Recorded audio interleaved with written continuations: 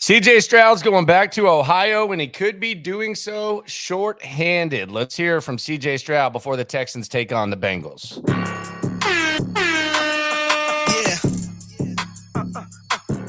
Yeah. It's the Locker Room on YouTube. You know what it is. Let's get it. Hey, Locker Room. Yeah, we in the locker room. Texas talk. Yeah, you know what we about to do. CJ Stroud, AFC Offensive Player of the Week, and the front runner for NFL Offensive Rookie of the Year. It is the Locker Room, number one source for Texans daily digital content. I'm Landry Locker. You can hear me Monday through Friday, 10 to 2, Sports Radio 610, 10 to 2 Central, which, by the way, today, really in about an hour or so, Dare should have been the special teams player of the week. He's going to join the show in another exclusive interview on Sports Radio 610 and the Odyssey app. You can watch that on YouTube or Twitch. So another exclusive interview from the top radio source in Houston. This is the top digital source for Texans content. CJ Stroud, they got a big one on Sunday. 23 guys listed on the initial injury report. We should get some clarity as to how bad that is and if there are going to be what CJ Stroud is going to have to go without. But let's hear from him. He speaks every Wednesday. Let's hear from CJ Stroud. And he starts off answering an interesting question. This was something a lot of people were wondering. The pitch play, one of the more exciting plays of Sunday where Devin Singletary cuts to the right, then he cuts to the left. He pitches it to CJ. CJ gets the first down, runs out of bounds. Was that something that Bobby Slowick drew up? Or was that something that they just kind of did on their own? That's going to be the first question that CJ Stroud answers. Can you take us through from time the ball is snapped, do you get it to Singletary, do you get the pitch, and what was Bobby's reaction when you came off the field? It was a pin pull play, and he made a cut, and I just was kind of open and was telling him, I didn't tell him to I was telling him, come on. Either pitch it to me or I'm going to block for you. And the corner was either going to take me or him. So he took him and he just threw it. So it was just a football play. That's being a football player, so it was a cool play. Bobby say anything about it? He just said be careful and make sure you take care of the ball. If I didn't catch it, then there'd probably be a problem. But I catch the ball probably every other play, so I'm trying to do my best just to get my hands on it and get as many yards as I can and get out of bounds. So he wasn't upset or anything, but just told us to be careful. You know, Bobby was like, hey, that's good play, but let's not do it too much, okay? Let's not make a habit of it.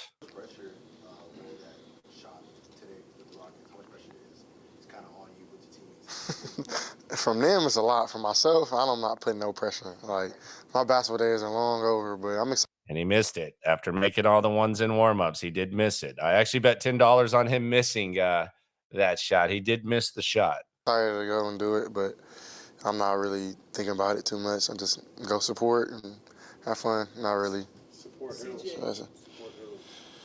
Lakers, Rockets? Both. I was told I can't wear any Laker gear, so. But I'll rock with the Rockets players, so, you know. CJ, when you think about the matchup, you and Joe both play against. Damn, Aaron, no fun, man. You know. No, I'm just kidding.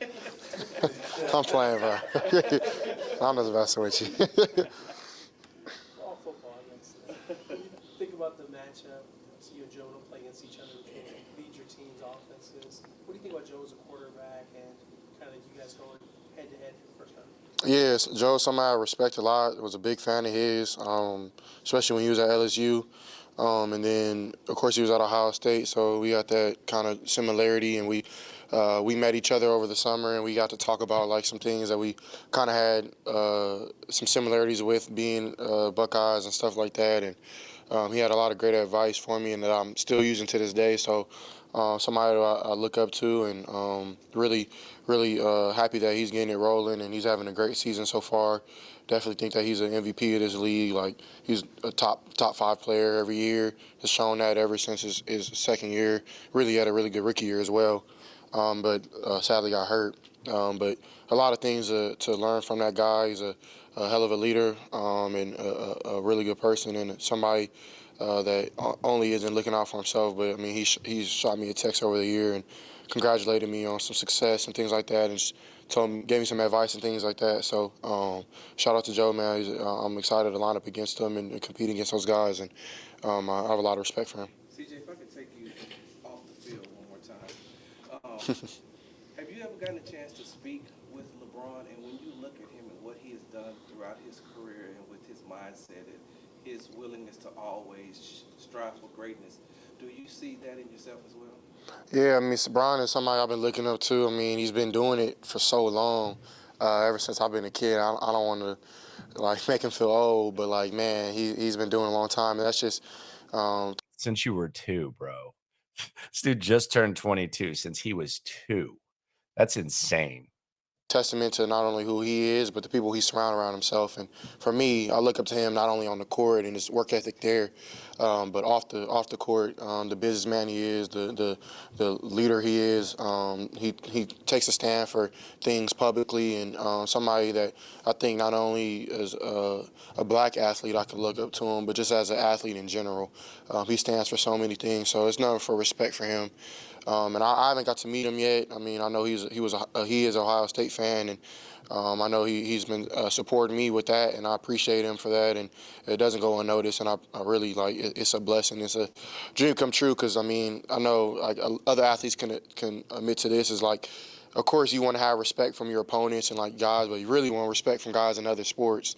Like basketball players want to be football players, and football players want to be basketball players, and we all want to play baseball. Like, so. Do they really want to play baseball? This was the viral clip. Do they really want to play baseball? Do basketball and football players really want to play baseball? Because to me, it seems like if Patrick Mahomes had just focused on baseball, or some of the better athletes in basketball had just focused on baseball, they could take over the sport. Like I could see a situation where Joe Burrow is one of the best baseball players that there is. I don't know how many kids these days, even in my age range, grew up wanting to play baseball.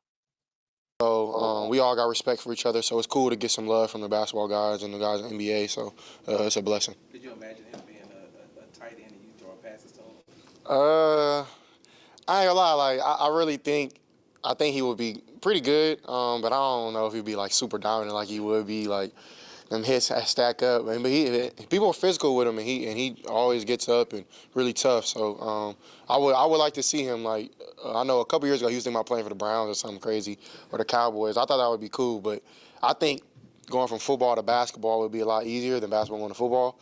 But I mean, I've had some heated debates with some guys over the summer, some NBA cats, and they felt. He's right. It would be much harder to go from basketball to football. There is zero doubt about that. Here's more from CJ Stroud. Texans getting ready to take on the Bengals. What do you think? Do you think that basketball players and football players want to be baseball players? You think LeBron could play in the NFL? CJ just embracing debate today. You said that you wanted Texan fans, they deserve to feel special. You wanted to walk around with the pride wearing Texan gear. After getting that win, like you guys did in that fashion last Sunday, how much do you think a win like that means to the fan base, and how do you perceive it?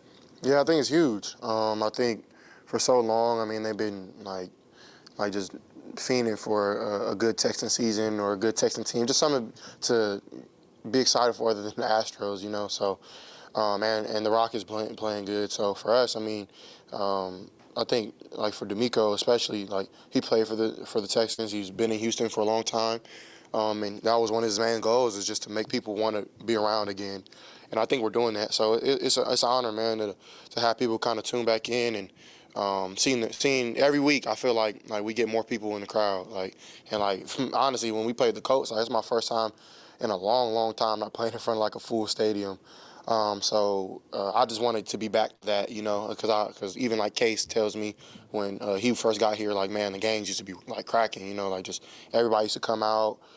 from fans to celebrities to, and I feel like we have a good buzz now, and now it's time to take it to the next level. On the field, it starts, and then off the field, just with the support from fans. So we appreciate it, man. Like even y'all getting there early for warm-ups like that, it brings the team energy. It might not seem like it, but like it makes us want to play harder, So it's definitely something that I feel like we got to keep rolling, but it has to be earned. It's not just given, So we got to go on the field and make plays and make people want to come. I think when fans, some left early, which again, I don't blame you, become used to it. When you leave with 46 seconds remaining and you now realize that you have a chance whenever with CJ Stroud, the left too much time for him type of quarterback, along with someone that you feel like you have a chance to win with, the fans will come back. I actually think Sunday's game was really pivotal. I think it was really good for the vibe.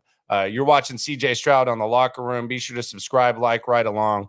Let's hear him talking about the love that he's got. He's been getting a lot of love lately. Here's CJ Stroud talking about that. Jay, I'm sure you've heard from a million people since your big game on Sunday. I was wondering, were there any messages that stood out or anyone that surprised you that reached out to you since then? I'm not really on social media during the season. I went on just to tell people thank you, and I really didn't look at anything new. So I don't really know. I just told family and friends thank you. I appreciate watching the game and just stuff like that. But maybe after the year I'll see. I'm not sure. But I don't know. I feel like maybe it goes both ways. I get a lot of love and then I get the other side. So I don't try to ride the wave. I just try to stay even keel and private look at certain things. But for those who have reached out, I appreciate it. I know Warren Moon did.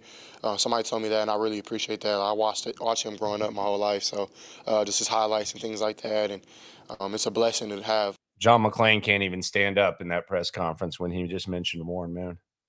A legend, tune in and give you your flowers for a pretty cool day. But just I know he would probably tell me, man, I'm on to the next and I want to go do it again. So it's going to be hard. This Bengals team is really solid, so got to bring my A game, but it's been cool. You got time for two more guys. CJ, D'Amico mentioned your ability to stay Dalton, the route you talked about against the Falcons, and then you talked about Noah adjusting that route. Where did you feel like that came from? Where does that, have you always been instinctive that way in your ability? And can you just talk about that? Yeah, I don't know. I can go all the way back to being really, really young. And you guys, my youth coach is around, and you guys have seen a couple of my coaches come to the games. He'll probably be here soon, but man, he'll tell y'all since I've been young, I've always had a little nuance and idea.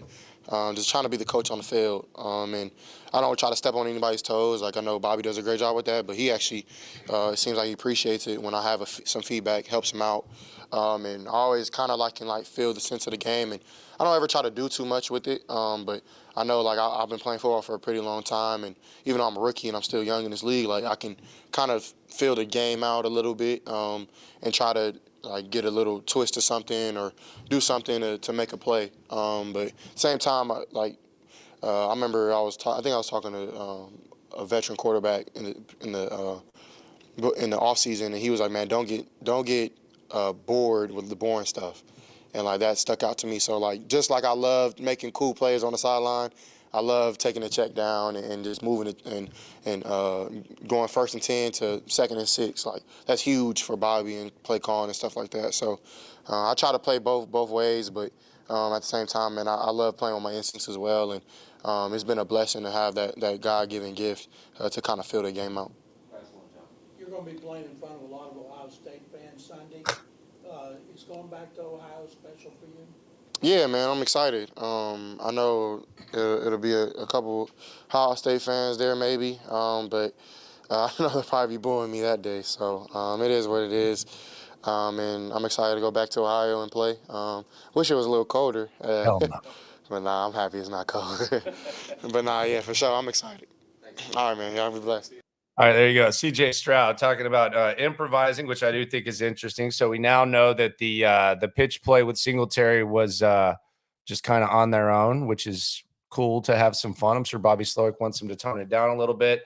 The football, baseball, basketball debate, we've all seen that. I will say, though, when football players go play basketball, that running does get to them. It's a completely different level of conditioning, but the physicality of football speaks for itself.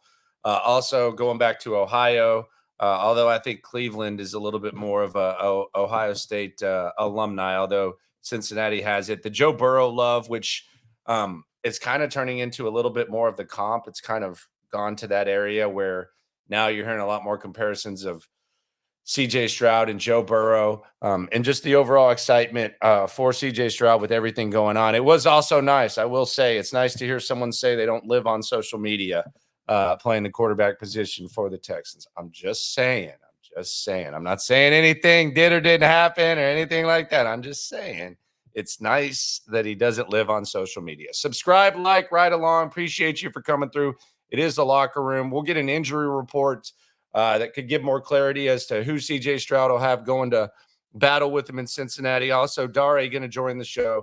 So tune in to In the Loop today. Appreciate you for coming through. When it comes to this Texan stuff, we're all in it together. Thank you. Plugged in daily digital on YouTube. We got taste for days, opinions to give. We got takeaways.